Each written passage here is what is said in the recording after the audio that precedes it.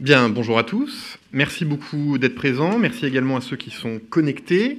Je voudrais commencer par remercier une nouvelle fois l'Armée de l'air et de l'espace pour son accueil la semaine dernière sur la base aérienne de Saint-Dizier pour le premier point presse délocalisé. J'ai le plaisir de vous annoncer que nous ferons un prochain point presse délocalisé en date du 11 mars. Nous irons à Vars, à la 27e brigade d'infanterie de marine, qui est colocalisée avec le... De montagne, qui est colocalisé avec le 93e régiment d'artillerie de montagne.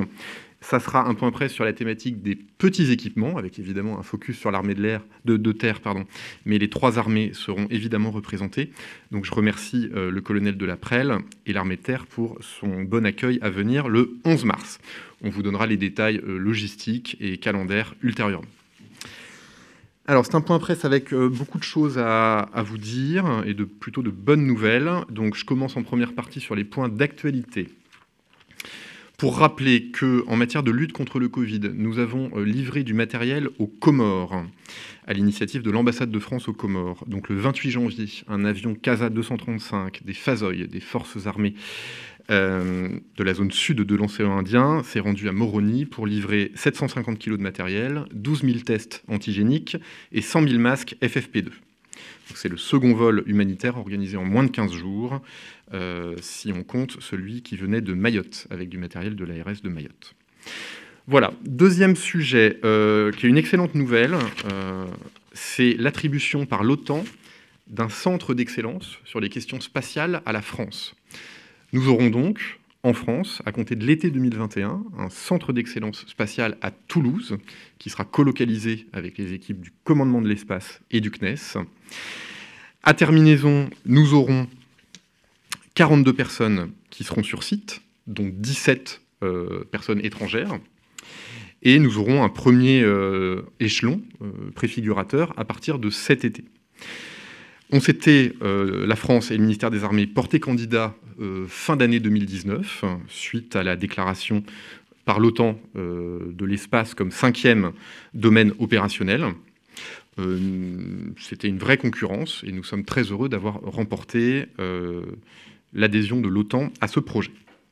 Ça fait évidemment écho à tout ce que fait le ministère des Armées en matière de stratégie spatiale et ça résonne particulièrement avec la stratégie spatiale de défense communiquée par la ministre des Armées en juillet 2019.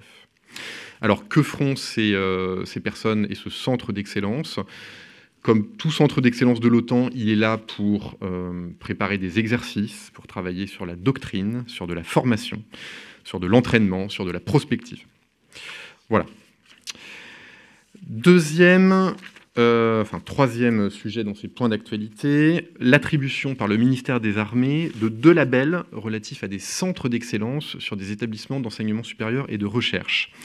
Ce sont des labels à l'initiative de la DGRIS en matière d'études stratégiques, ce qu'on appelle dans les pays anglo-saxons les War Studies. Donc concrètement, on a sélectionné 2 universités, Paris 8 et Lyon 3, qui se voient remettre ce label et une dotation pour chacune des universités de 1,5 million d'euros sur 5 ans, donc 300 000 euros par an pendant 5 ans pour chacune de ces 2 universités pour financer des allocations doctorales, des post-doctorants, des participations à des conférences sur la thématique des études stratégiques et des War Studies. Ça participe du plan enseignement supérieur que la DGRIS a impulsé depuis 2015, qui vise à entretenir, régénérer une base de chercheurs en France sur ces questions d'études stratégiques et à faire rayonner la pensée française en matière d'études stratégiques. En détail, pas trop quand même, sur les 2 projets dont nous parlons. Le projet de l'université Paris 8 s'appelle Géode. Il porte sur la géopolitique de la datasphère. Et le 2e projet de l'université Lyon 3, Jean Moulin, porte sur l'interconnexion des fonctions stratégiques hautes, la puissance aérienne, l'espace, le nucléaire et la défense antimissile. Ensuite, je parle du projet Sirtaki. Alors, c'est un tantinet technique, mais c'est extrêmement intéressant et stratégique, et donc je voudrais m'y arrêter 2 minutes. Pour introduire mon propos, je voudrais juste rappeler comment fonctionnent les tests PCR pour le Covid. On vous met un écouvillon dans le nez, ensuite on le trempe dans un réactif, et selon la façon dont le réactif réagit à cette proximité avec un agent pathogène, eh bien, la réaction est positive ou négative. Et donc, ce que permet de faire le dispositif que vous voyez ici, c'est d'aider à la synthèse des réactifs. Cette chose-là, c'est une imprimante à ADN. Pour tester si vous avez le Covid ou d'autres maladies, on utilise une technique qui consiste à couper des brins d'ADN, à synthétiser de l'ADN de manière artificielle, donc un petit brin d'ADN qu'on va mettre au contact de l'agent pathogène. Et ensuite, la réaction est positive ou négative. Et donc, on a besoin, de manière générale en France, dans la recherche biomédicale, mais aussi au ministère des Armées, parce qu'on a une lutte bactériologique que vous connaissez, que vous imaginez, on a besoin d'avoir une capacité autonome de synthèse de réactifs. Et c'est ce que permet spécifiquement de faire cette imprimante à ADN qui est fabriquée par une société qui s'appelle DNA Script, DNA comme ADN en anglais, qui est basée au Kremlin-Bicêtre. Donc, ça va nous permettre finalement de mener des recherches de manière autonome, sans avoir à dépendre des fournitures étrangères en matière de réactifs, et si besoin était, de fabriquer finalement des quantités de réactifs qui nous permettraient une certaine autonomie pour nos personnels. Vous savez qu'on possède, alors que ça soit à l'IRBA, à l'Institut de recherche biomédicale des armées, ou au centre DGA MNRBC, de ce qu'on appelle un souchier défense. Donc c'est comme un herbier, sauf qu'à la place de mettre des végétaux, vous mettez des agents pathogènes. Et donc quand on veut être capable de développer des tests pour savoir si une personne en face de vous a contracté cet agent pathogène, vous avez besoin de ce type de machine. Voilà. Donc c'est un projet qui est financé par l'Agence Innovation de Défense pour un peu plus d'1,5 million d'euros, qui s'appelle Sirtaki, et qui possède une particularité sur laquelle on peut revenir, qui est que il y a des logiciels derrière tout ça pour nous aider justement à séquencer ces brins d'ADN synthétiques qui vont aller au contact des agents pathogènes. Et pour séquencer tout cela, vous avez besoin d'informatique. Et ce projet-là fonctionne sans avoir besoin de se connecter à Internet. Vous imaginez qu'on travaille sur des agents qui sont classifiés, des agents pathogènes classifiés, et donc on avait besoin d'une autonomie de fourniture, d'approvisionnement, c'est ce que permet de faire cette imprimante, mais aussi d'une étanchéité totale vis-à-vis d'un réseau Internet. D'où le fait que ce système puisse fonctionner sans le réseau web. Sujet suivant, s'il vous plaît. Alors, nous avons commandé en fin 2020, c'est la DGA qui s'en est chargée, des jumelles à vision nocturne fabriquées par Thales à Saint-Éan, qu'on appelle Onyx. Nous en avons commandé 3000. Elles viennent s'ajouter aux 3500 qui avaient déjà été délivrées aux forces. Ce sont des jumelles évidemment modernes qui pèsent à peu près 350 grammes, ce qui est relativement peu, qui ont un champ de vision de 51 degrés à comparer aux 40 degrés des jumelles antérieures, donc un vrai progrès pour le combattant. Une autonomie de 40 heures, une résistance à des températures extrêmes de moins 32 à 44 degrés et une étanchéité de 2 heures à 1 mètre sous l'eau. Voilà, donc une bonne nouvelle en matière de livraison. Une deuxième bonne nouvelle en matière de livraison, ce sont la commande de 4 aéronefs TBM 940 pour la DGA, pour le centre DGA Essai en vol. Vous savez qu'à DGA Essai en vol, il y a un certain nombre d'ingénieurs et de pilotes qui font des essais pour développer des charges utiles sur des aéronefs, qui font des réceptions d'aéronefs pour que les forces armées ensuite puissent en prendre concrètement livraison. Et donc nous avons besoin à la fois au ministère des Armées de former des pilotes qui vont faire cela, et ensuite de leur permettre d'expérimenter des charges utiles de nouvelle génération. C'est ce que ces avions permettent de faire. Ils vont remplacer les 3 avions TBM 700 qui ont été mis en service à peu près il y a 30 ans. C'est la société Daher Aerospace qui va les fabriquer. Ça va impliquer une trentaine d'emplois directs et ça va aider à la pérennité du site de Daher à Tarbes en particulier. C'est un marché de 21 millions d'euros. Toujours dans le domaine de l'aéronautique, mais cette fois-ci pour la Marine nationale, l'acquisition, restez sur le slide précédent s'il vous plaît, l'acquisition de 2 avions CAP-10, qui sont des avions d'entraînement et de sélection pour les pilotes de la Marine. Ils vont être affectés à l'escadrille 50S et ils vont venir s'ajouter aux 5 premiers aéronefs CAP-10. Ce sont des aéronefs qui sont fabriqués par 2 PME qui sont situés à Darrois, en Côte d'Or, qui s'appelle Robin Aircraft et CEAPR. Ce sont des PME qui font travailler à peu près 60 salariés. Voilà, les livraisons seront pour 2022 et c'est un marché de 1,1 million d'euros. Je reste sur l'aéronautique navale pour mentionner la réactivation de la flottille 34F. La flottille 34F était la flottille qui regroupait les hélicoptères Lynx, qui avait été temporairement désactivée suite au retrait de service de ces hélicoptères et qui a été réactivée avec une dotation en hélicoptères Dauphin N3 et Alouette 3 pour à la fois des opérations sur les bâtiments de surface de la marine et à la fois de la formation pour les pilotes de la marine nationale. Voilà. Sujet suivant. Vous connaissez sans doute le média Acteur Public, qui traite de la vie des institutions publiques en France, qui délivre chaque année un prix, des victoires sur les meilleures initiatives en matière de modernisation. Je souligne que le ministère des Armées a remporté une victoire cette année, le prix Innovation, pour un projet qui s'appelle Waked Co, qui est un projet qui est porté par le secrétariat général pour l'administration, en lien avec le service de santé des armées et notamment l'IRBA, donc l'Institut de recherche biomédicale des armées, avec une participation de l'armée de terre, mon colonel, sauf erreur de ma part, et de la direction générale de la santé. Concrètement, de quoi s'agit-il ? Il s'agit de développer un outil à base d'intelligence artificielle qui permet de collecter partout sur le web toutes les publications scientifiques qui ont trait au Covid-19 de manière intelligente. Donc ce sont 1,3 million de publications qui ont été collectées grâce à cet outil qui est mis à la disposition de tous puisque vous le trouverez en libre accès sur le site du ministère de la Santé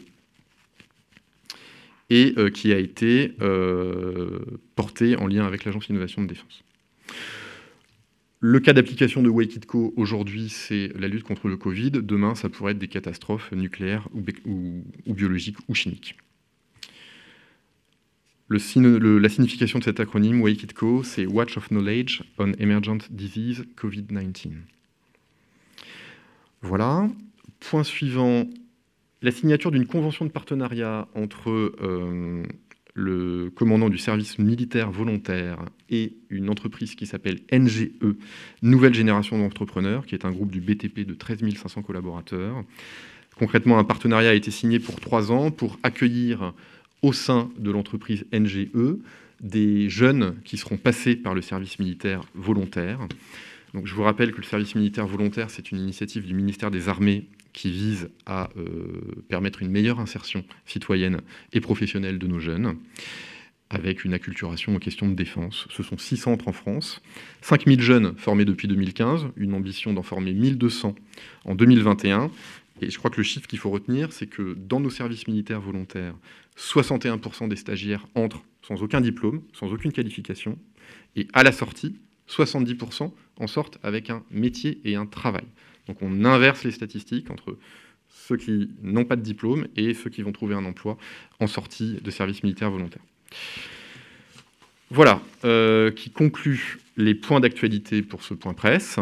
Alors, aujourd'hui, la ministre des Armées s'entretient par téléphone avec son homologue espagnol, Madame Robles. Je crois que j'avais déjà présenté la nature du partenariat avec l'Espagne. C'est évidemment un allié extrêmement précieux dans la construction de l'Europe de la défense.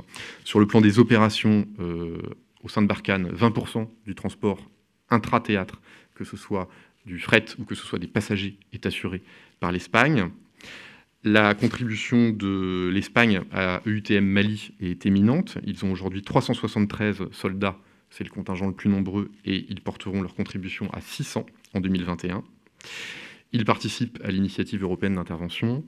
Et en matière capacitaire, ils ont rejoint le projet de système de combat d'aviation du futur.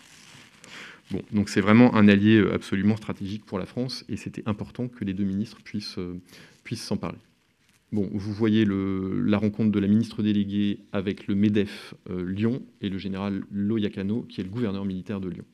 Ce matin, la ministre a présidé un COMEX, un comité exécutif consacré aux infrastructures. Je l'avais déjà détaillé une semaine précédente, donc je n'y reviens pas. On vous avait distribué une plaquette assez illustrative sur ce qu'on faisait en matière d'infrastructures. Bon, alors effectivement, demain la ministre des Armées présidera un comité exécutif relatif à l'Europe. L'enjeu, c'est de préparer la présidence française de l'Union européenne et donc de balayer tous les éléments qu'on souhaitera mettre en avant pendant cette présidence française sur les questions de défense. Ensuite, elle s'entretient avec son homologue tchadien, le général Salah. Alors, en amont du sommet de N'Djamena, du 15 et 16 février, la ministre a des entretiens bilatéraux avec chacun des partenaires du G5 Sahel. Elle avait déjà parlé à son homologue du Mali et son homologue du Niger. Et donc, cette fois-ci, ce sera un entretien par téléphone avec son homologue tchadien. Le Tchad, c'est 1400 hommes au sein de la MINUSMA, c'est 610 hommes au sein de la force conjointe du G5 Sahel, et ce sont 4500 militaires en zone lacustre autour du lac Tchad pour lutter contre le banditisme notamment. Pour tout ce qui concerne le sommet de N'Djamena, si vous aviez des questions d'ordre logistique, je vous invite à vous rapprocher du service de presse de l'Élysée, s'agissant d'un sommet. Alors, en matière de sommet, il y aura cette semaine le Conseil franco-allemand de défense et de sécurité, qui est une instance qui se réunit 1 à 2 fois par an et qui est là pour faire un point d'avancement sur les grands axes de notre politique bilatérale en matière de défense et de sécurité. Évidemment, au menu, il y aura principalement les questions capacitaires, le Tigre Standard 3, le SCAF, l'Eurodrone et le char de combat du futur. Bon, il faut avoir conscience qu'avec l'Allemagne, on est quand même en train de dessiner une bonne part de notre architecture de défense en matière d'équipement pour les années 2030 à 2060, voire au-delà. Donc c'est très important que cette réunion puisse se tenir au niveau des chefs d'État. Bon, par ailleurs, il y a une coopération qui est forte déjà dans le domaine capacitaire, dans le domaine spatial, par exemple, avec des échanges d'images de nos satellites Helios puis CSO versus des images radar des Allemands avec l'imagerie radar Zarlupe puis SARA.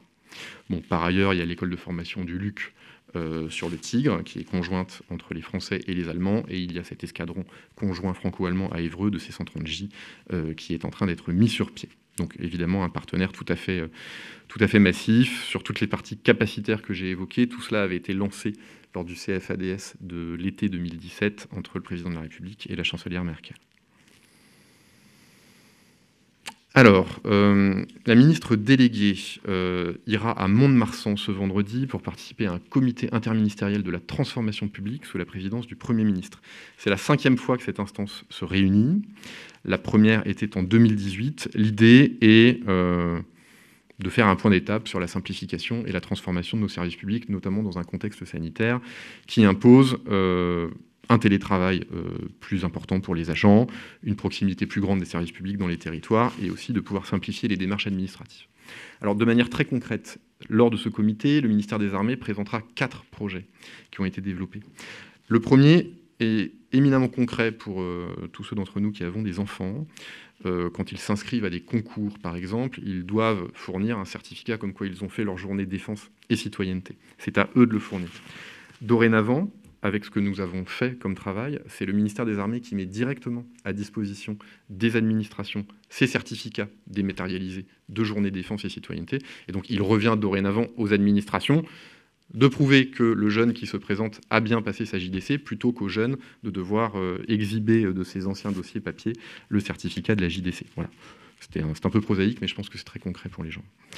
Nous mettrons aussi en avant un portail e-social de dématérialisation pour toutes les demandes de prestations sociales ministérielles.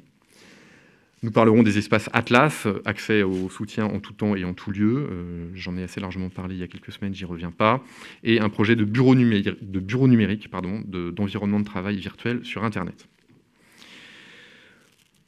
Voilà. Slide suivante, s'il vous plaît. Alors, la ministre ira lundi 8 février à Rambouillet pour une séquence sociale importante puisqu'elle va prendre acte du bon fonctionnement du logiciel Source-Solde qui désormais permet de payer 250 000 militaires d'actifs et réservistes. Je ne reviens pas sur le fiasco qu'a été Louvois. On clôt avec cette réception du logiciel Source-Solde cette séquence très pénible pour les personnels du ministère des Armées, pour les personnels militaires. Donc on est évidemment très heureux de ce bon succès. Il y aura un briefing dédié pour ceux que ça intéresse par le cabinet de la ministre ce vendredi à 15h. Alors, c'est pas mentionné, mais je le dis quand même, en marge de cette séquence sociale et aussi à Rambouillet, la ministre ira à la rencontre des acteurs du SCA et des PME qui travaillent sur les équipements et les équipements innovants pour les combattants. Alors, notamment, elle se fera présenter des tissus de nouvelle génération avec des matériaux à l'intérieur qui ont des effets anti-criblage pour la protection vis-à-vis des balles. Elle se fera présenter un projet de recyclage des vieux treillis F3. Elle se fera présenter un projet qui consiste à remplacer le coton de nos treillis par du lin d'origine française, lin qui a de nombreuses vertus. Et elle se fera présenter le développement de plaques de protection balistique modulaires avec des matériaux innovants et des ergonomies plus adaptées. Voilà.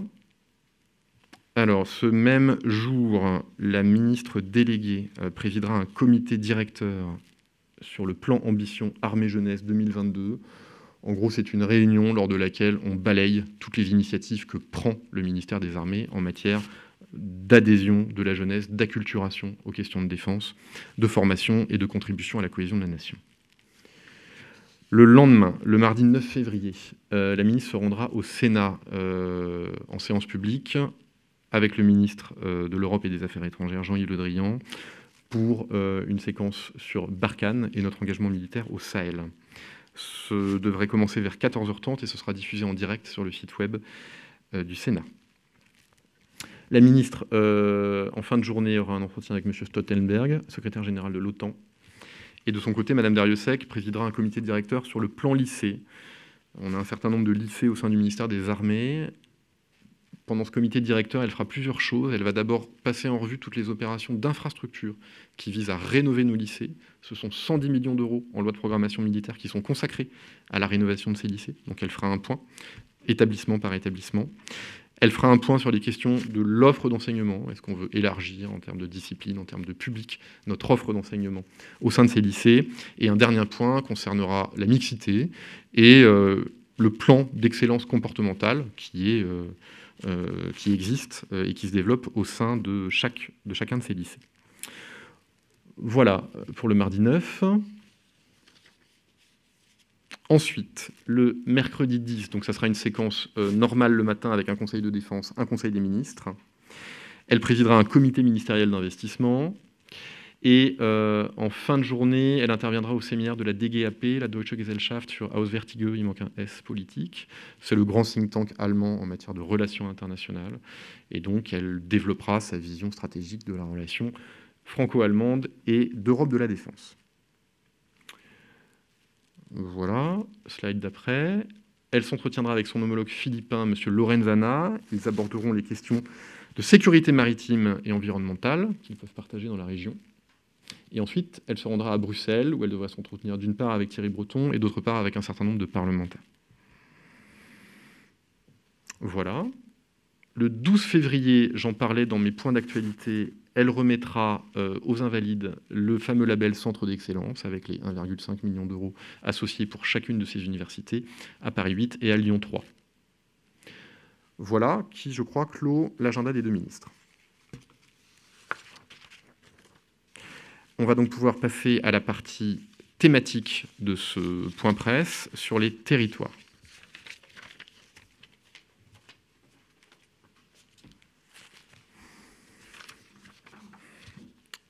Bon, il était important pour nous aujourd'hui de vous montrer à quel point, même si chacun le sent et sans doute, il y a une intrication très forte entre le ministère des Armées et les territoires, quels qu'ils soient, en France. Juste quelques chiffres clés pour mettre des chiffres sur des concepts.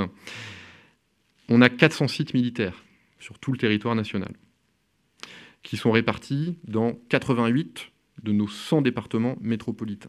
Donc une grande majorité des départements très ruraux connaissent, ou en tout cas ont une implantation significative du ministère des Armées.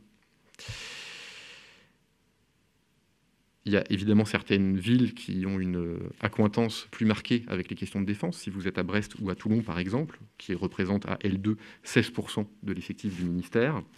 Mais gardez en tête que 82% des effectifs du ministère des Armées sont stationnés hors de l'Île-de-France. Donc il y a vraiment un déploiement sur tout le maillage territorial des personnels du ministère des Armées. En termes de chiffres, là aussi, le ministère des Armées, c'est le premier occupant en termes de foncier de l'État. Donc on occupe 275 000 hectares. Voilà, on est d'assez loin les premiers. Ensuite, en termes d'irrigation dans l'économie, on est le premier acheteur de l'État. Vous savez que sur notre budget de 40 milliards, il y a à peu près 20 milliards d'euros qui sont ce qu'on appelle du titre 5, c'est-à-dire de l'argent physique qui va dans des entreprises. Et sur ces 20 milliards, une grande majorité va sur des entreprises qui sont résidentes. On achète essentiellement en France. C'est particulièrement vrai pour les questions d'équipement, d'armement. Il y a des questions de confidentialité de défense qui font que de toute façon, on ne peut pas acheter à l'étranger. Et c'est vrai aussi pour une part des achats, le service du commissariat des armées en parlera mieux que moi, mais pour des achats davantage courants, nourriture, habillement, etc., services. Donc pour 2020, ce sont 16,6 milliards d'euros qui ont été injectés dans l'économie française par le ministère des Armées. Les PME, qui sont maillés sur tout le territoire, sont un bénéficiaire important de cet argent qu'on dépense dans l'économie. C'est à peu près 30% du budget achat du ministère des Armées qui va vers des PME. Donc on a à peu près 26 000 PME qui sont des fournisseurs directs du ministère des Armées. On est attentif à ce que ces PME soient correctement traitées, d'abord pour leur accès à l'information, à leur accès au marché public, j'y reviendrai, et puis aussi sur la façon dont on les paye. On essaye de les payer vite. Le délai légal pour payer un fournisseur quand vous êtes l'État, c'est 30 jours. Nous, notre délai moyen, c'est 20 jours. Donc vraiment, on fait un effort maximal pour qu'une fourniture faite, une prestation soit payée dans les délais les plus réduits possibles. Alors, il y a eu plusieurs initiatives récentes qui vont dans le sens de cette politique territoriale qu'on veut développer. Il y a bien sûr le plan de relance, j'y reviens pas forcément, mais sur tous les aspects aéronautiques, 600 millions d'euros de commandes anticipées. Je ne recite pas tous les sites qui sont concernés, que ce soit Marignane, que ce soit Aix-en-Provence, que ce soit Bordes. Il y a énormément de sites en France qui bénéficient de ces anticipations de commandes. On s'est aussi positionné, vous le savez, sur les questions d'infrastructure et de rénovation énergétique des bâtiments dans le cadre, cette fois-ci, du plan de relance gouvernemental de 100 milliards, avec un certain succès, enfin même un succès très manifeste, puisqu'on a remporté 700 projets sur les 4200 qui ont été présentés par les différents ministères et sélectionnés à l'issue. Et donc 200 millions d'euros en matière d'infrastructure et de rénovation énergétique des bâtiments bénéficient au ministère des Armées et serviront à mener des opérations d'infrastructure. On avait, en mai 2018, initié le plan Action PME. Je ne vais pas être trop long, c'était 21 actions, je ne vais pas les détailler. En gros, c'était faciliter l'accès des PME à la commande publique, leur désigner des points de contact concrets, et qu'il n'ait pas l'impression que le ministère des Armées est finalement un ministère qui ne s'adresse qu'aux très grands groupes et qui met de côté les PME, ce qui est totalement à côté de la réalité. J'ai essayé de vous donner quelques chiffres en ce sens. Alors, il y a eu aussi un certain nombre de manifestations, notamment des rencontres en région. On a organisé en 2020 70 rencontres en région pour parler d'accompagnement export, d'accès aux fonds européens de défense, d'habilitation, d'accès au marché public, avec un taux de satisfaction des PME qui était assez important. On a un certain nombre de partenaires régionaux, notamment les pôles de compétitivité. Sur tous les pôles de compétitivité en France, il y en a 14 qui ont une adhérence avec la défense. On a une convention avec ces pôles de compétitivité et ça permet à nous d'orienter peut-être encore mieux nos investissements et puis de coordonner la façon dont on accompagne nos PME. On a une convention par exemple avec la région Nouvelle-Aquitaine qui elle aussi accompagne l'industrie de défense. On coordonne nos efforts par le biais de cette convention pour éviter les doublons ou à contrario les trous dans la raquette. Et on a enfin 2 conventions avec des clusters de PME de défense, le cluster EDEN, qui concerne les régions Auvergne-Rhône-Alpes et Bretagne, et le cluster Primus. Donc typiquement, pour les membres de ce cluster, je donne un exemple, la DGA, le service qui mène les opérations d'armement sur les questions terrestres, va briefer toutes ces PME qui sont membres de ces clusters pour leur expliquer ce qu'ils pourraient apporter comme matériel pour l'équipement du Fantassin dans le cadre du programme Félin. Donc c'est des choses très concrètes. Enfin, on avait, à l'initiative de la ministre des Armées, mené un audit très précis de notre base industrielle de défense en matière de PME. Donc, c'est plus de 1000 PME, TPE, ETI qui avaient été auditées, auscultées, 1134 exactement. Et sur ces 1134, 141 ont bénéficié de mesures. Donc les mesures, ce sont des prêts garantis par l'État, ce sont des commandes anticipées, ce sont des acomptes gonflés par rapport à ce qu'on fait d'habitude, ou ce sont des accompagnements à l'export, déclencher des arriérés de paiement, ce genre de choses. Voilà, l'idée était de maintenir en vie, pendant la crise Covid, notre tissu industriel dont nous avons besoin aujourd'hui et aussi demain pour concevoir et construire de manière souveraine nos équipements. Voilà, écoutez, je crois que j'ai terminé ce chapeau introductif qui était sans doute un peu trop long et je vais passer la parole à Madame Bonmartel-Couloum, que je remercie de son intervention, déléguée à l'accompagnement régional. Bonjour à tous. Lynn Bonmartel-Couloum, donc déléguée à l'accompagnement régional. Alors, c'est quoi l'ADAR ? En quelques mots, c'est un réseau de délégués implanté auprès des préfets de région qui sont en fait des courroies de transmission entre le monde militaire et le monde civil. Ce sont des délégués qui accompagnent un certain nombre de projets territoriaux sur lesquels je reviendrai tout à l'heure. Et ils ont un rôle de coordination sur les politiques publiques du ministère dès lors qu'elles ont un impact territorial. Donc, par exemple, ils interviennent sur le plan de relance en région. Donc, le ministère, historiquement, la délégation s'occupait de la reconversion des sites. Donc, maintenant, on est sur aussi notre domaine d'activité. Mais donc, sur l'accompagnement des sites et la redynamisation des territoires, 64 contrats de redynamisation de sites de défense ont été signés entre 2008 et 2018, dont 8 sont en cours. Donc, on peut avoir la carte. C'est des 8 contrats encore en cours, donc qui résultent des restructurations prévues dans les années 2008, entre 2008 et 2014. Sur ces 8 contrats, nous finançons, le ministère finance 36 millions d'euros et l'État, donc avec y compris le ministère de la Cohésion des Territoires, 62 millions d'euros, donc pour permettre la reconversion de ces sites. Ça s'accompagne de la cession à l'euro symbolique des terrains et d'un certain nombre d'actions qui sont menées.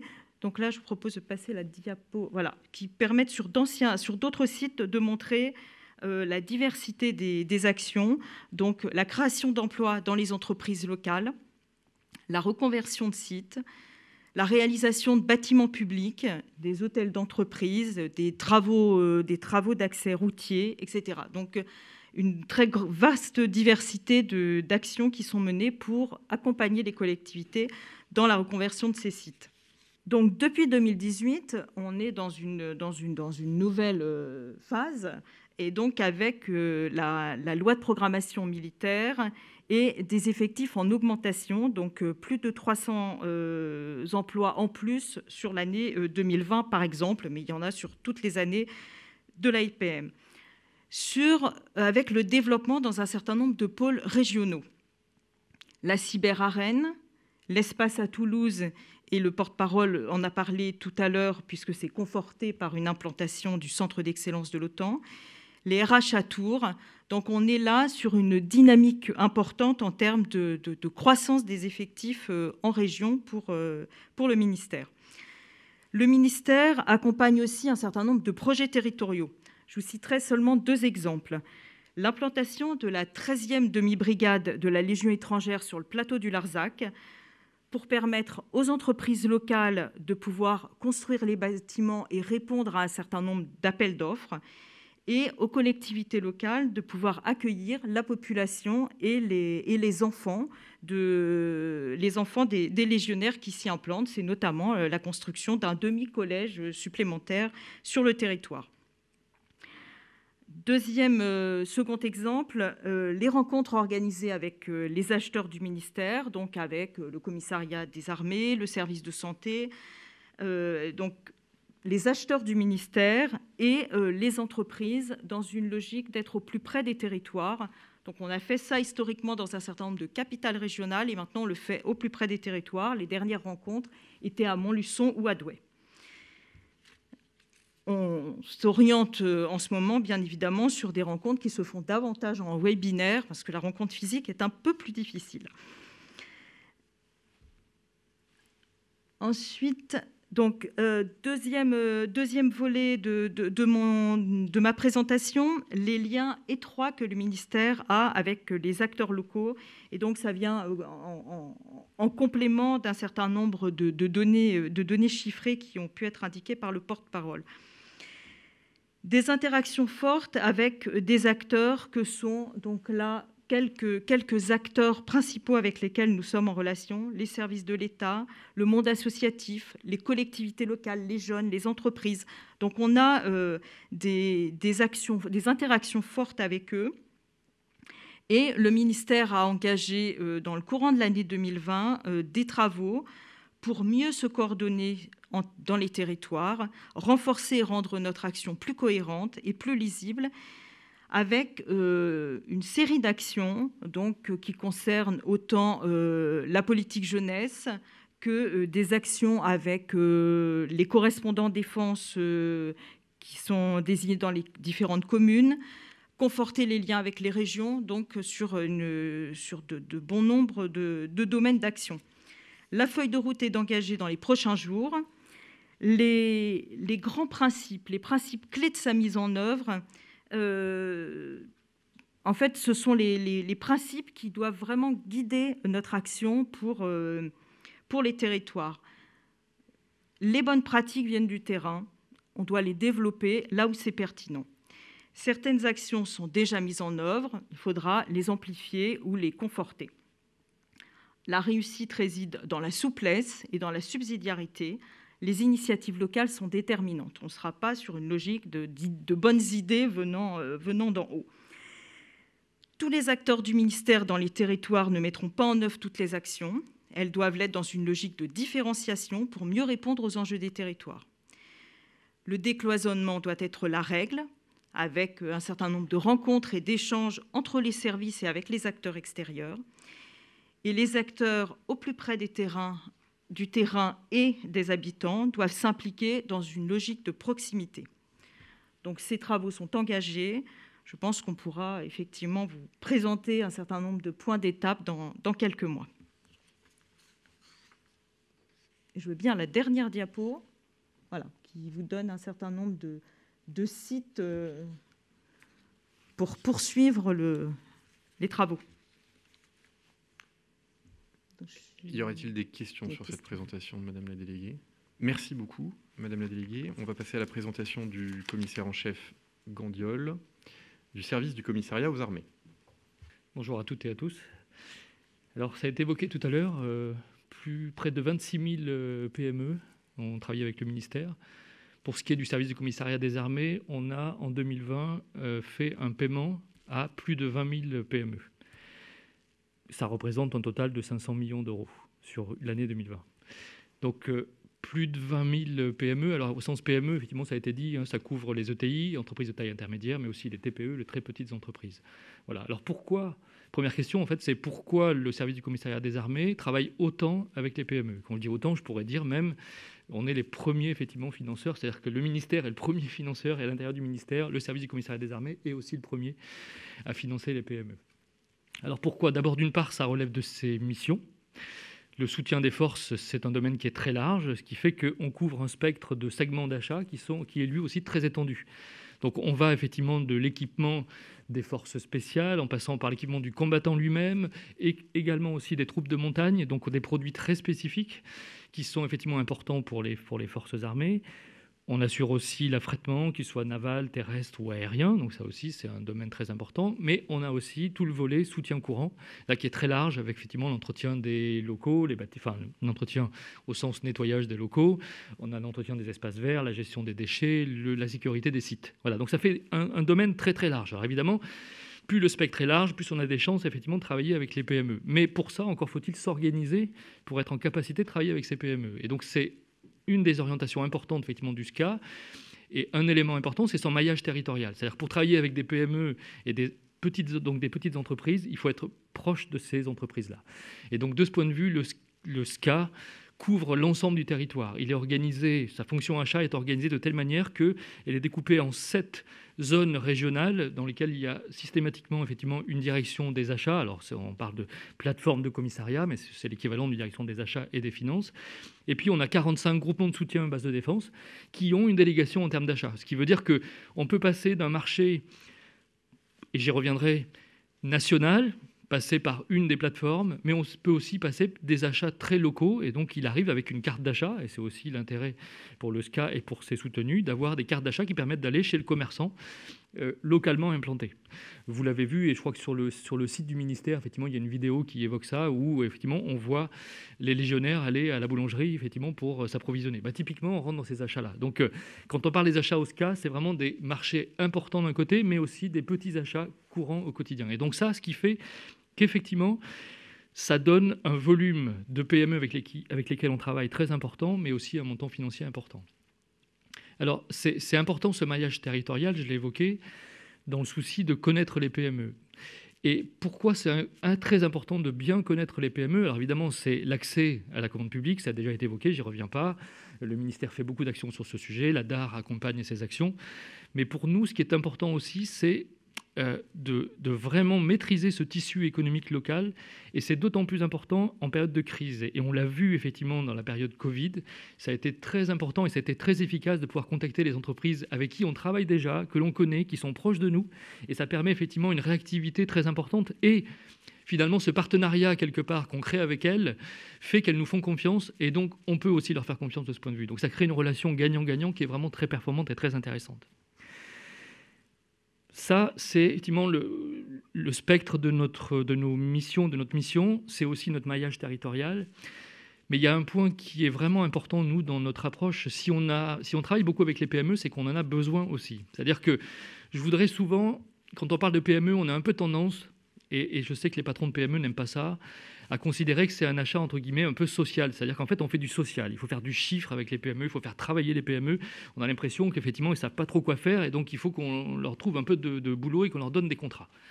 Ça, ce n'est pas du tout l'approche qu'on veut avoir. Pour nous, en fait, les PME, encore une fois, ETI, TPE et PME, c'est d'abord effectivement des contributeurs aux missions qu'a le SCA, c'est-à-dire soutenir les forces armées. Et on ne peut le faire que s'il existe effectivement des entreprises comme les PME ou comme les TPE. De ce point de vue, typiquement, dans notre politique achat, c'est la planche d'après. Dans notre politique d'achat, le premier élément qui est important, c'est faire en sorte que les PME contribuent aux objectifs et aux enjeux majeurs effectivement qui relèvent du SCA, c'est-à-dire la souveraineté nationale, par exemple, la capacité à être résilient, mais c'est aussi la capacité à favoriser l'innovation. Et donc, de ce point de vue, les PME sont essentielles pour nous. Et donc, c'est pour ça. On ne fait pas du social quand on travaille avec les PME. Les PME nous rendent service. Et donc, c'est vraiment, là aussi, une logique gagnant-gagnant. Donc ça, c'est vraiment le premier point et c'est très important. Les PME ont des spécificités qui correspondent tout à fait à nos besoins, notamment la réactivité, l'adaptabilité, la capacité à innover dans certains domaines. Donc, on a besoin d'elles. Quand je dis ça, il faut aussi faire attention, et on est très soucieux de ça aussi, c'est que quand on parle des PME, on ne doit pas les opposer aux grands groupes. Notre politique d'achat est assez claire de ce point de vue. On doit travailler avec l'ensemble, effectivement, des partenaires qu'on peut avoir. Et donc, grands groupes, PME, TPE, l'ensemble, effectivement, de ces sociétés contribue à la réussite de nos missions. Donc, c'est très important pour nous de ne pas opposer l'un et l'autre. Deuxième point, et pour ça, troisième élément, on voit bien que l'essentiel pour nous, c'est donc de définir des stratégies d'achat suffisamment en amont qui vont nous permettre effectivement de construire des consultations, on en parle d'ingénierie contractuelle, qui vont nous permettre d'avoir en face de nous les meilleurs à chaque fois. Alors, grands groupes, PME, TPE, parfois des PME qui se groupent, ça arrive. On pourrait citer quelques exemples tout à l'heure si vous avez des questions là-dessus. Donc, voilà, nous, notre objectif premier, c'est pas de faire travailler les PME parce que ce sont des PME, mais c'est de faire en sorte que nos consultations soient ouvertes à ceux qui sont les meilleurs pour y répondre et donc, du coup, bénéficier effectivement du résultat d'avoir, nous aussi, les meilleurs. Pour ça, ça nécessite, c'est le dernier point et c'est très important, des acheteurs, on va appeler professionnels, c'est-à-dire capables à la fois d'appliquer les règles de la commande publique et de savoir d'ailleurs optimiser la réglementation. Et ça, c'est très important. On a des dispositifs au sein du ministère, et je pense notamment au marché de défense et sécurité, dont il faut être capable de pouvoir utiliser à bon escient. Et donc ça, c'est très important. Mais il faut un deuxième volet, et c'est ça ce caractère professionnel des acheteurs, c'est être capable aussi de connaître un segment, connaître le tissu économique, connaître une entreprise, comment elle vit, s'assurer effectivement du suivi de ces entreprises pour faire en sorte que, notamment celles qui contribuent à notre souveraineté nationale, par exemple, soient effectivement des sociétés qui soient dans la durée pérenne. Voilà ma présentation. Merci beaucoup. Monsieur le commissaire en chef, y aurait-il des questions sur cette partie? Merci beaucoup. Alors, peut-être, si je peux vous en prie. Je n'ai pas évoqué une action qui rentre dans le plan d'action PME, qui est l'attribution de labels produits utilisés par l'armée française. Donc, c'est... L'idée, évidemment, vous la comprenez, c'est faire en sorte que nos PME soient effectivement solides en interne pour être capables de pouvoir exporter et donc obtenir des marchés à l'étranger. Ce dispositif a une certaine ancienneté, il fonctionne. Le service du commissariat est celui qui a attribué le plus de labels.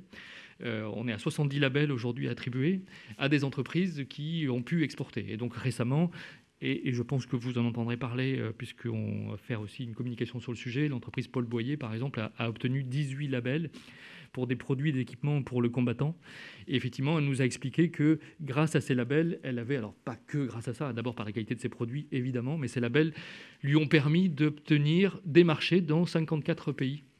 Et donc, c'est un effort, une démarche importante et qui est pour nous aussi excellente. Voilà. Désolé, j'avais... C'est très important. Merci beaucoup, monsieur le commissaire en chef. Pour conclure rapidement sur cette thématique des territoires, un dernier point sur les questions technologiques. On s'évertue depuis 2018 à mettre en place des réseaux régionaux sur les questions d'innovation et de technologie. Le fer de lance pour faire cela, ce sont les centres techniques de la DGA. La DGA possède au sein de la direction technique à peu près 6000 personnes qui sont des experts de nombreux domaines, de matériaux, de mécanique des fluides, de cyber, de radar, de tout ce que vous voulez. Et donc, chacun de ces centres de la DGA est la tête de pont d'un réseau dédié à l'innovation qu'on appelle un pôle d'innovation technologique, en lien avec des métropoles, avec les forces armées locales, avec des entreprises. Et donc, l'idée est de mieux expliquer, de mieux détecter des innovations qui pourraient nous être utiles, les recherches que nous, on mène, pour ensuite mettre en relation avec des acheteurs qui sont peut-être plus à Paris cette fois-ci, ou des directeurs de programmes qui sont plus à Paris, ou mener des expérimentations réactives sur tel ou tel sujet.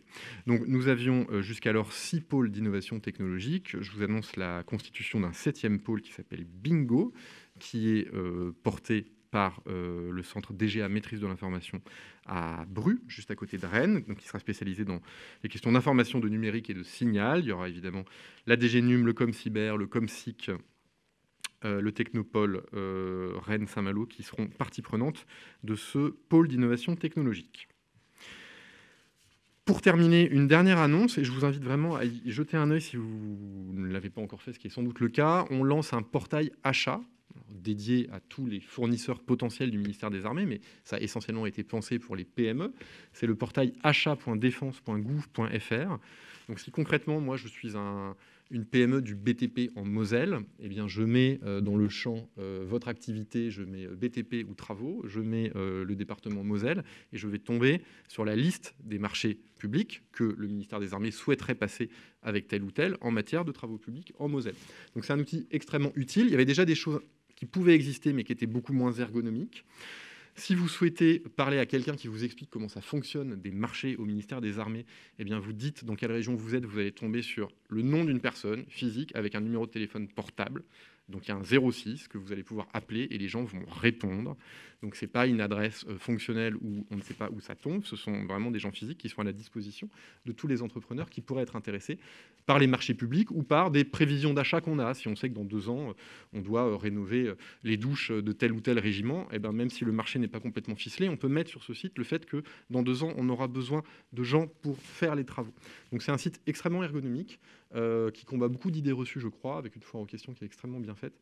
Donc voilà, on communiquera dessus aujourd'hui, mais c'est vraiment un outil extrêmement performant qui montre que le ministère des Armées a une politique achat ouverte, œcuménique, transparente et volontariste.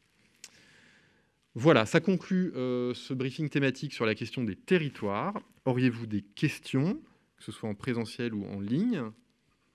Eh bien, si nous n'avons pas de questions, nous allons passer au briefing des opérations par le colonel Barbry de l'EMA. Bien, merci monsieur. Bonjour à toutes et à tous. Je vous propose un point des opérations en 4 focus.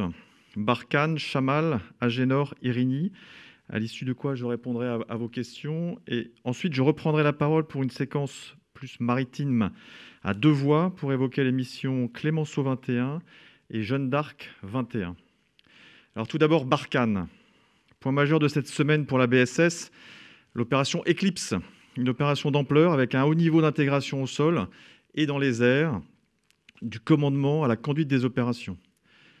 Alors, comme vous le voyez sur la carte, du 2 janvier au 3 février de cette année, cette opération militaire conjointe a été conduite dans la région dite des 3 frontières et elle a engagé la force Barkhane, les forces armées maliennes, les forces armées burkinabées et nigériennes, des éléments de la force conjointe du G5 Sahel.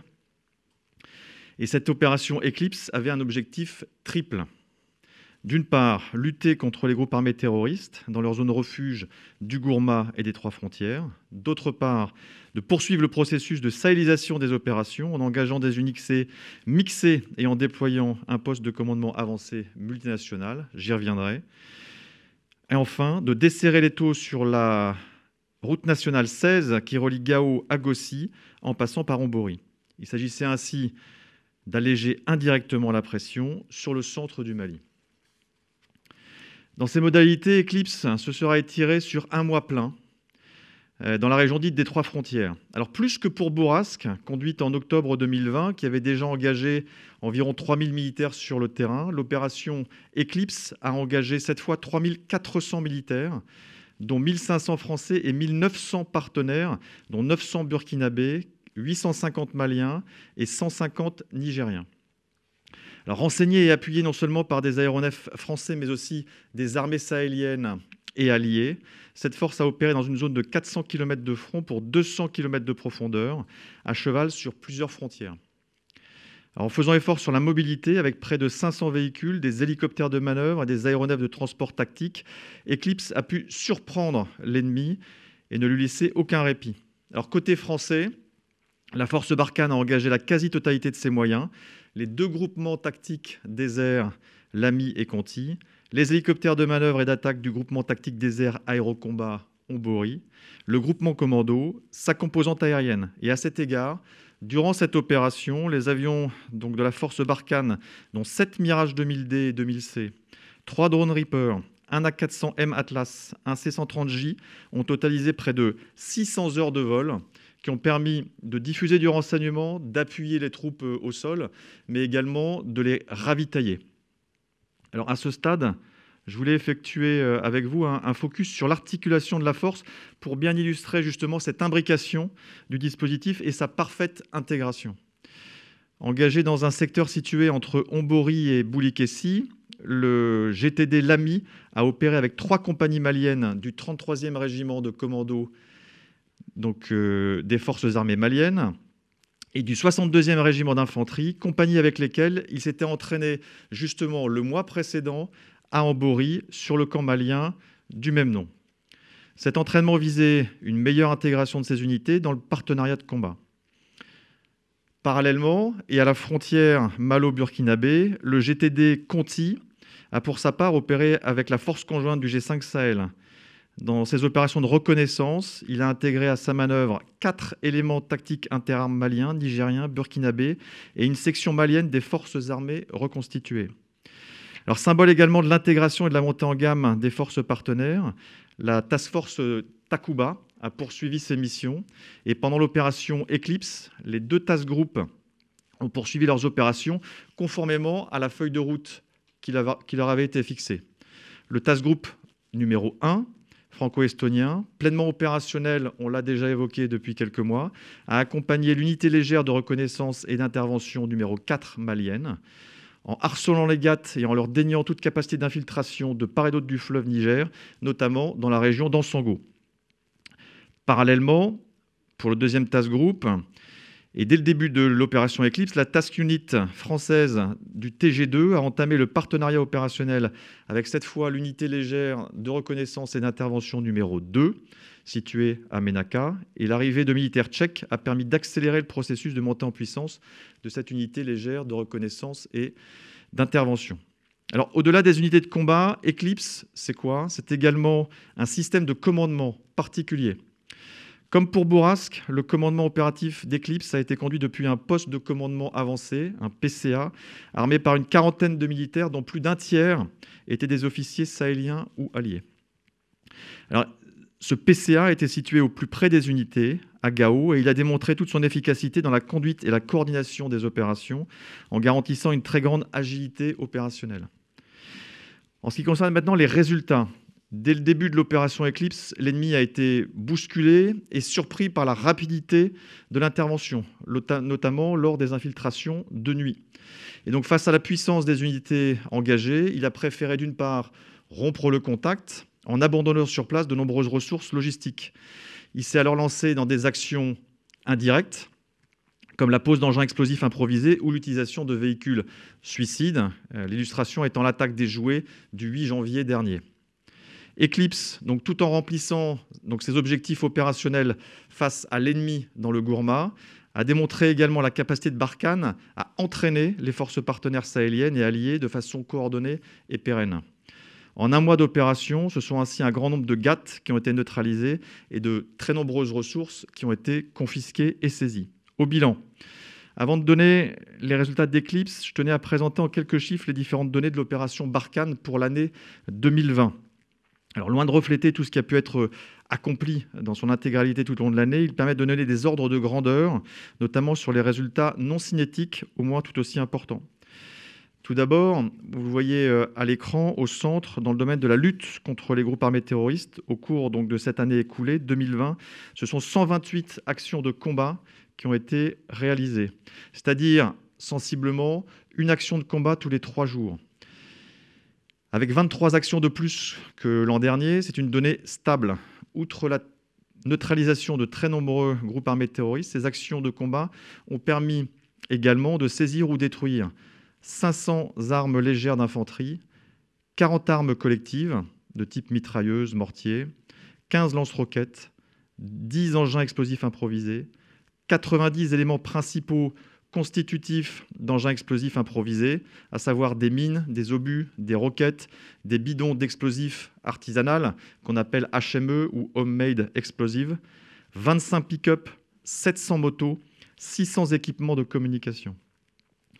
Concernant le partenariat de combat, ce sont 5000 militaires des forces partenaires qui ont été formés par leurs homologues français, portant ainsi le bilan depuis 2014 à environ 18 000 militaires des forces partenaires qui ont pu être formés avec ce dispositif. Alors, c'est un effort réel en matière de formation qui est à mettre en parallèle avec la physionomie des opérations qui sont conduites en bande sahélo-saharienne.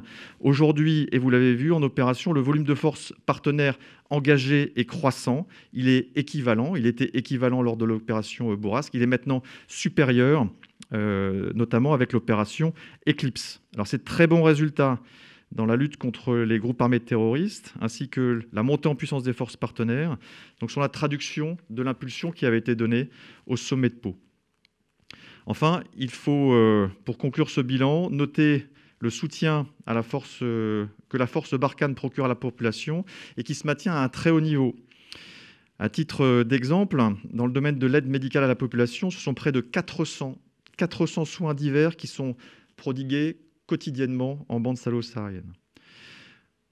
Maintenant, pour faire un focus tout particulier sur l'opération Eclipse, on peut relever que pour cette opération, outre la neutralisation de très nombreux groupes armés terroristes, Eclipse a permis de saisir ou détruire 57 armes légères d'infanterie, 2 armes collectives, un engin explosif improvisé, 4 éléments principaux d'engins explosifs improvisés, les mines, les obus, le HME, 7 pick-up, 200 motos et 200 équipements de communication. Enfin, je souhaitais terminer avec l'appui de Barkhane aux forces armées maliennes lors de l'attaque d'un groupe armé terroriste sur l'emprise de Boni. Comme vous le savez, hier, vers 6 heures locales, le camp militaire Fama de Boni a été attaqué par près d'une centaine de terroristes circulant à moto et disposant d'un véhicule blindé de type Caspir.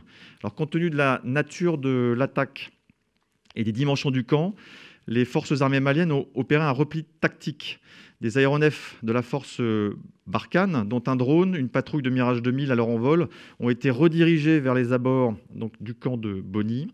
À leur arrivée sur zone, ils ont procédé à plusieurs frappes. Dans le même temps, une patrouille de Tigres qui était en alerte a été déclenchée. À son arrivée sur zone, elle a procédé également à plusieurs frappes et des tirs contre les groupes armés terroristes. Donc cette action combinée de la force Barkhane et des forces armées maliennes aux abords du camp de Boni a permis de neutraliser de nombreux GAT, de les mettre définitivement en fuite, de détruire également 16 motos, mais également de réinvestir, et c'est important, le camp Fama de Boni. Pour conclure sur ce point Barkhane, les sorties aériennes. Les avions de la force ont réalisé 91 sorties, parmi lesquelles 24 sorties chasse, 18 ISR, 49 missions de transport ou de ravitaillement. Alors, deuxième point sur Chamal. L'opération Chamal se poursuit. Cette semaine, les rafales déployées sur la base aérienne projetée au Levant ont procédé à 2 frappes contre des positions de Daesh. Premièrement, dimanche 31 janvier, une patrouille de rafales a procédé à une frappe et ainsi a pu soutenir la coalition dans ses opérations de lutte contre les cellules terroristes résiduelles. Le lendemain, dans les mêmes circonstances, une autre patrouille de rafales a conduit une frappe de plusieurs bombes contre des grottes occupées par des combattants de Daesh. Alors, ces 2 frappes, réalisées dans le cadre des missions d'appui-feu, ont permis de neutraliser plusieurs combattants de Daesh et de détruire des caches ainsi que des réseaux de grottes utilisés par les groupes terroristes. Au bilan, cette semaine, les avions engagés dans l'opération Chamal ont réalisé 18 sorties aériennes et conduit les 2 frappes que je viens d'évoquer avec vous. Troisième point, plus rapidement, pour l'opération Agénor. Cette semaine, l'Atlantique 2, qui est déployé sur la base aérienne aux Émirats arabes unis, a effectué 4 vols opérationnels de 7 heures dans le golfe arabo-persique, dans le détroit d'Ormuz, le golfe d'Oman. En plus de la réassurance du trafic commercial civil dans cette zone stratégique, l'Atlantique 2 contribue à la maîtrise de l'environnement aéromaritime de la zone de responsabilité permanente d'Al-Indien. Mettant en œuvre son hélicoptère Panther et coopérant étroitement avec l'Atlantique 2, la frégate antiaérienne Jean Bart a concentré son action quant à elle dans le sud du golfe arabo-persique et le détroit d'Ormuz. Dernier point concernant l'opération Irini. Depuis la fin de la semaine dernière, un Atlantique 2 qui est déployé à la Sud, en Grèce, opère donc en soutien de l'opération EUNAVFOR Med Irini. L'avion de patrouille maritime de la Marine nationale a déjà effectué 2 vols les 30 et 31 janvier derniers. Voilà, ceci conclut la première partie de la synthèse des opérations avant d'aborder les aspects maritimes et je suis bien évidemment tout disposé à répondre à vos éventuelles questions. Oui, bonjour, Franck Alexandre. Je voulais avoir des précisions sur les adversaires lors de cette opération Eclipse. S'agit-il du JNIM et de l'EIGS? Et puis sur Boni, les véhicules blindés qui ont été utilisés par les GAT, de quoi s'agit-il exactement? Alors, pour la première partie de votre question, alors nous sommes dans une zone de prédation, une zone de contestation, mais c'est une zone qui est plutôt marquée par l'influence du RVIM. Et donc, c'est plutôt le RVIM contre lequel l'opération Eclipse a combattu. Même s'il est clair qu'il y a une certaine forme de porosité dans cette région dite des 3 frontières. On est vraiment à la confluence des deux influences entre le RVIM et le IGS. Concernant l'attaque de Boni, donc je le répète, c'est bien un véhicule de type Caspir qui avait été utilisé donc, par le groupe armé terroriste pour mener le début de cette attaque contre le camp Fama. Ce véhicule a pu être neutralisé et récupéré grâce à l'action et à l'appui de la force Barkhane. Les groupes armés terroristes à Boni ont pu se saisir de matériel auprès des forces maliennes. Oui, à mon niveau de connaissance, quelques matériels ont pu être saisis momentanément pendant donc, la présence de certains éléments du GAT dans le camp de Boni. Je n'ai pas la nature exacte de ces ressources. Bonjour, colonel Didier Loras, AFP. Vu de l'extérieur, une base militaire des FAMA attaquée avec 10 morts, ça peut être considéré comme un vrai coup dur. Est-ce que vous estimez que... qu'est-ce qui vous permet de penser plutôt que leur gestion de la crise et la façon dont ils ont réagi pour attendre les renforts de Barkhane, est-ce que pour vous, ça renforce l'idée qu'ils sont dépendants de Barkhane ou au contraire, qu'ils sont en train de progresser dans une gestion d'une crise opérationnelle? Je vous remercie. Oui, merci monsieur pour votre question. Alors très clairement, il s'agit d'une véritable montée en gamme. Moi, je veux relier ces événements aux attaques qui avaient eu lieu il y a quelques jours à Boulekessi et Mondoro, où déjà les forces partenaires, les forces armées maliennes, avaient montré beaucoup de courage, de pugnacité, de réalisme et d'efficacité pour contrecarrer l'attaque des groupes armés terroristes qu'ils avaient repoussé. C'est le premier point. Le deuxième point, c'est que lors de ces attaques, déjà, et j'y reviendrai, ils avaient pu mettre en œuvre et en l'air de nuit un de leurs aéronefs de type Tucano qui avait pu appuyer la manœuvre de désencerclement et donc pour desserrer l'étau des groupes armés terroristes qui avaient été mis en fuite et largement attritionnés. On se retrouve aujourd'hui lors de cette attaque pour Boni, sensiblement sur les mêmes errements, c'est-à-dire qu'il y a eu un repli tactique compte tenu de la configuration du terrain qui leur a permis d'une part de tenir position, de faire appel à un appui, à la fois un appui des forces armées maliennes en interne puisqu'il y a eu un appui aérien d'un hélicoptère de type AMI 35 qui a pu appuyer la manœuvre, et d'autre part de faire appel également à Barkhane qui a pu donc faire venir et concentrer ses moyens pour appuyer le désencerclement de cette manœuvre, attritionner sévèrement le groupe armé terroriste, les mettre en fuite, détruire un certain nombre de ressources et mettre hors de combat des combattants. Donc on est véritablement sur une montée en gamme, avec une bonne connaissance des procédures, une formation qui donc montre toute sa pertinence.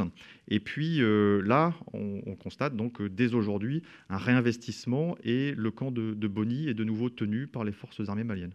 Pour compléter la question de Didier, on a l'impression que les groupes armés terroristes arrivent assez facilement à se reconditionner.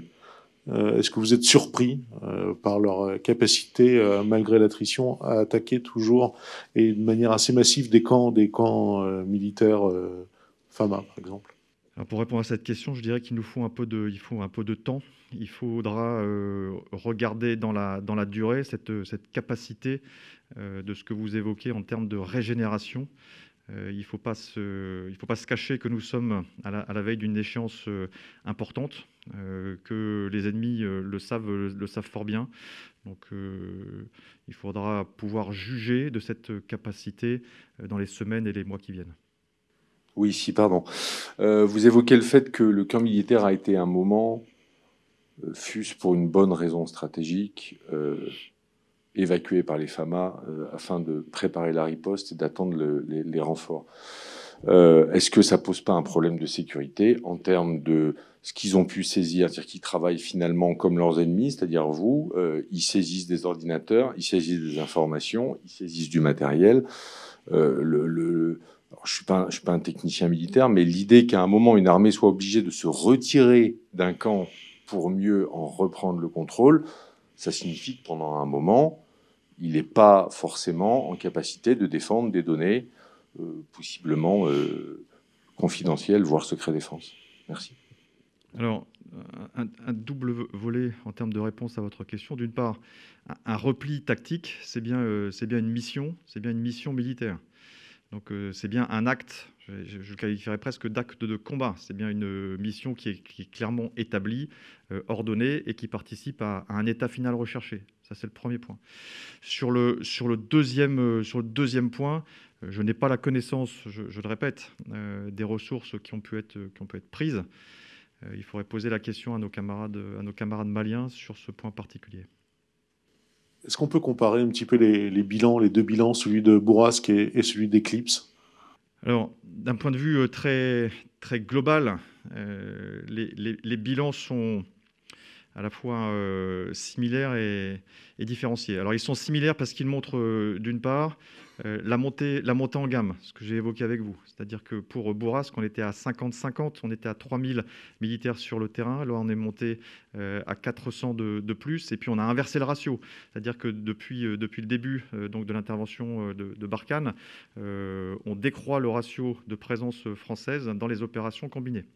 Là, maintenant, on était à 50-50 pour Bourrasque, on est à 45 pour les Français, 55 pour les forces partenaires pour l'opération Eclipse. On note également en termes de similitudes la bonne utilisation d'un PC tactique de l'avant, un PC à la fois interarmé, interallié, qui permet d'être au plus proche des forces et qui a démontré toute son efficacité, on l'a dit, en matière d'agilité. En ce qui concerne le bilan, il est à peu près similaire et comparable, un peu supérieur pour l'opération Eclipse, pour des différences de terrain, et en l'occurrence, le terrain et l'ennemi commandent là, mais nous sommes sur deux gammes de manœuvres, à la fois en termes de volume de personnes, la classe des 3000, en termes de volume temporel, un mois, commandement, un PC avant qui montre toute son efficacité. Donc ce sont deux belles opérations qui montrent et qui démontrent encore une fois la montée en gamme des forces partenaires, qui n'agissent plus avec nous dans des fuseaux séparés, mais en totale imbrication, coordination, avec un commandement unique, un partage du renseignement et puis des méthodes qui sont éprouvées.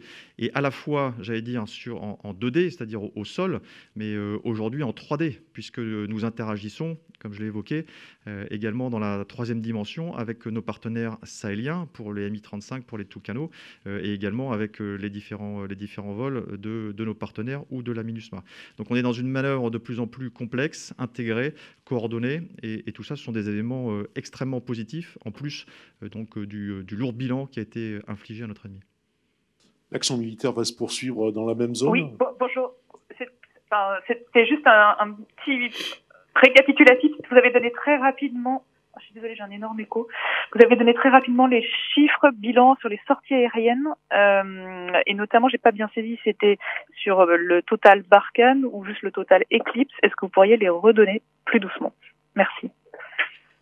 Alors pour les sorties aériennes, bonjour madame, ça concerne uniquement les sorties hebdomadaires pour Barkhane, qui s'élèvent à 91 sorties, parmi lesquelles 24 sorties chasse, 18 sorties ISR et 49 missions de transport ou de ravitaillement.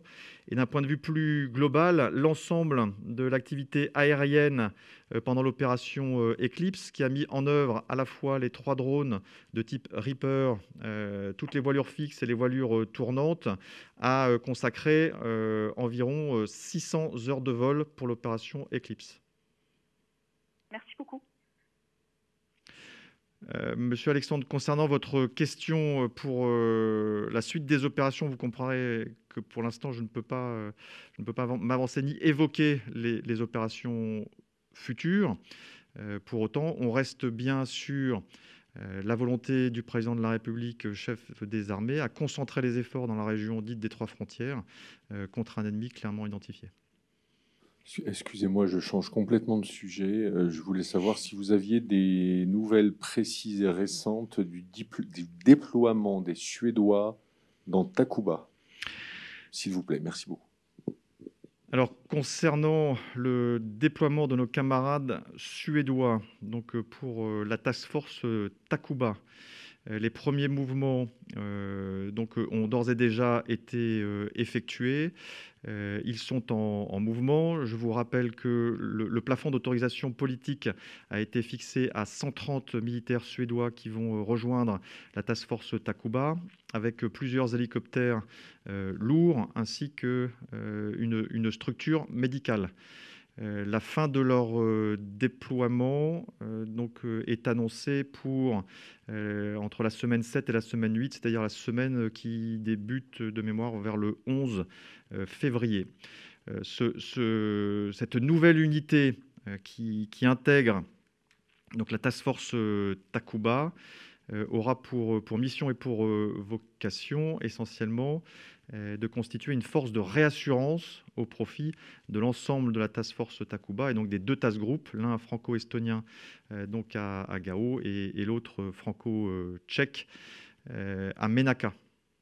La full operational capability donc de nos camarades suédois devrait être déclarée pour le premier semestre 2021.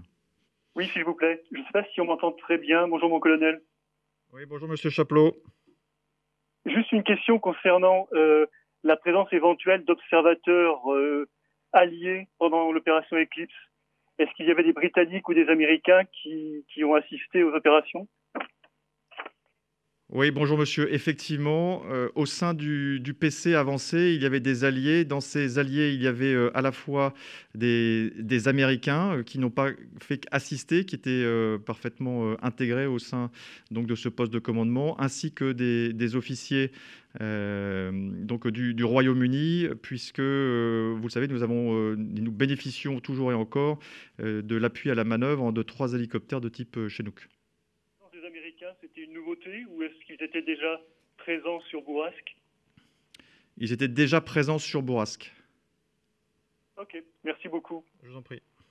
Bien, s'il n'y a pas de questions supplémentaires, je propose qu'on passe maintenant au volet maritime. Donc, comme je l'évoquais avec vous à 2 voix, je vais faire donc, le volet Clémenceau 2021. Ensuite, je céderai la parole à mon camarade, le capitaine de vaisseau Lavaux, pour évoquer la mission Jeanne d'Arc 2021. Alors, en ce qui concerne donc, le groupe aéronaval, et conformément à ce qu'avait annoncé Madame la ministre des Armées, le GAN, articulé autour du porte-avions Charles de Gaulle, sera déployé donc, très prochainement en opération dans le cadre d'une mission qui a été baptisée Clémenceau 21. L'appareillage aura lieu au cours de la semaine 7, c'est-à-dire la semaine prochaine. Donc, outre le Charles de Gaulle et son groupe aérien embarqué, la Task Force 473 intégrera la frégate de défense aérienne Chevalier-Paul, la frégate multimission Provence et le bâtiment de commandement et de ravitaillement, le VAR. Donc cette task force, commandée par le contre-amiral Marc Osda, sera ponctuellement renforcée par d'autres moyens militaires français, dont un sous-marin nucléaire d'attaque de type Ruby, mais également par un Atlantique 2.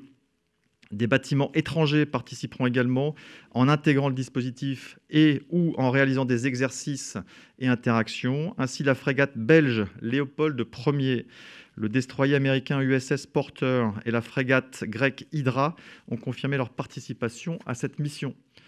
Alors, juste après l'appareillage, une phase de préparation et d'intégration opérationnelle sera réalisée dans le bassin méditerranéen. C'est durant cette phase que le porte-avions sera rejoint par ses partenaires qui intégreront alors son escorte. Ce déploiement opérationnel a été conçu comme une mission opérationnelle et de présence stratégique dans les différentes zones de déploiement qui apparaissent à l'écran. Donc Clémenceau 21 confirme que la France, en tant que puissance d'équilibre, demeure engagée pour défendre des zones à risque, les intérêts français et européens dans le monde, mais également qu'elle maintient une vigilance opérationnelle complète. Le déploiement opérationnel du groupe aéronaval constitué se fera successivement donc en Méditerranée centrale et orientale, puis au nord de l'océan Indien, ainsi que dans le golfe arabo-persique. Clémenceau 21 permettra de maintenir une vigilance opérationnelle au loin. Et à l'occasion de ce déploiement, le GAN contribuera au renforcement de l'opération Inherent Resolve de lutte contre le terrorisme. Il apportera, en complément des moyens d'ores et déjà déployés, une autonomie d'appréciation de la situation, mais également ses moyens d'intervention. Voilà, je vous propose de laisser la parole au capitaine de vaisseau Lavaux et on répondra éventuellement à vos questions sur ces 2 sujets. Bonjour à tous. Donc, la mission Jeanne d'Arc cette année est composée du porte-hélicoptère amphibie Tonnerre et de la frégate Lafayette Surcouf, type Lafayette. Le premier étant commandé par le capitaine de vaisseau Tranchant et le deuxième par le capitaine de frégate Devallée. À bord seront embarqués donc un groupe tactique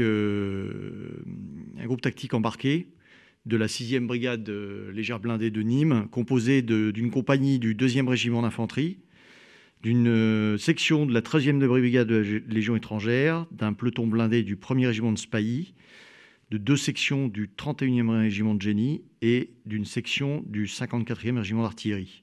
En outre, il y aura 2 gazelles de l'aviation légère de l'armée de terre.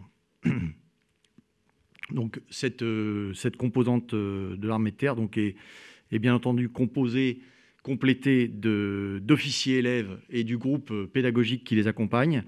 Donc ces officiers élèves seront au nombre de 148 élèves officiers élèves, donc 135 officiers de marine, 8 officiers étrangers, allemands, camerounais, ivoiriens, malgaches, togolais et vietnamiens. En outre, il y aura ponctuellement des participants à cette mission, 11 administrateurs des affaires maritimes, 10 médecins du service de santé des armées, 20 stagiaires de la Direction générale de l'armement et enfin 20 stagiaires de l'EDEC au titre de l'Advanced Management Programme. Donc on va passer maintenant au programme global. Donc le déploiement débutera le 18 février pour un retour le 14 juillet. Il y aura au départ 2 jours d'entraînement initial suivi d'un PASSEX avec d'un exercice avec la marine égyptienne. On arrivera ensuite à Djibouti donc pour exécuter l'exercice amphibie Wakri, donc, auquel contribuera majoritairement le groupe tactique embarqué.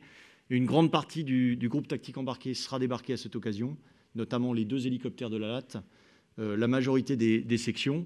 Donc ne resteront à bord que 2 sections, une section de génie et une section d'infanterie. Puisque à partir du moment où on bascule en océan Indien, le scénario qui est retenu, c'est un scénario d'assistance aux populations en détresse. Donc, comme ça a été le cas d'ailleurs au Mozambique en 2019 à la suite du passage du cyclone Idai, ou comme vous vous en souvenez l'année dernière, d'assistance aux populations françaises, essentiellement à Mayotte et puis La Réunion dans le cadre de la crise Covid. On poursuivra ensuite le déploiement jusqu'en Inde pour réaliser avec les Indiens l'exercice Varuna. Puis entrer ensuite en mer de Chine méridionale, qui nous conduira donc après diverses escales jusqu'au Japon, où le CTG conduira des exercices avec les forces de défense japonaises, notamment des exercices amphibies. Donc là, on débutera le trajet retour avec notamment une contribution au NKECC. Donc le NKECC, c'est une coalition internationale qui regroupe le Japon, la Corée du Sud, la France et les Five Eyes, c'est-à-dire États-Unis, Grande-Bretagne, Australie, Canada et Nouvelle-Zélande, et qui permet de contrôler notamment les activités nucléaires nord-coréennes.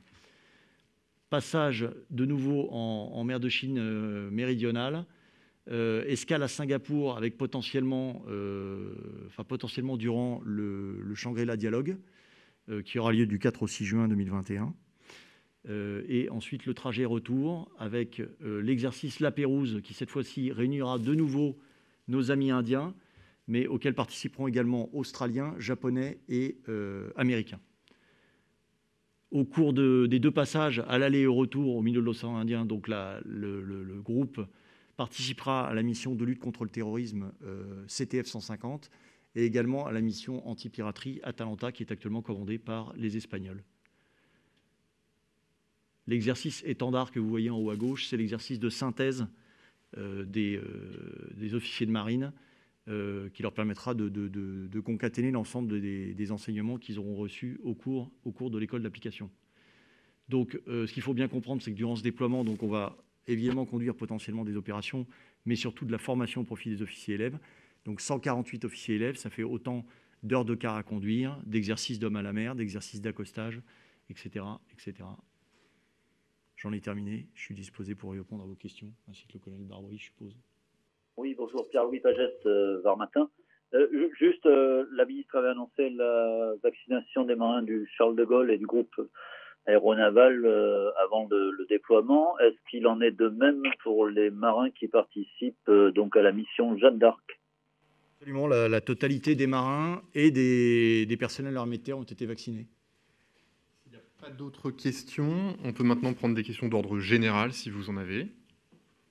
Non ? Eh bien, dans ce cas, ça conclut ce point presse. On vous dit à la semaine prochaine. Merci beaucoup à tous.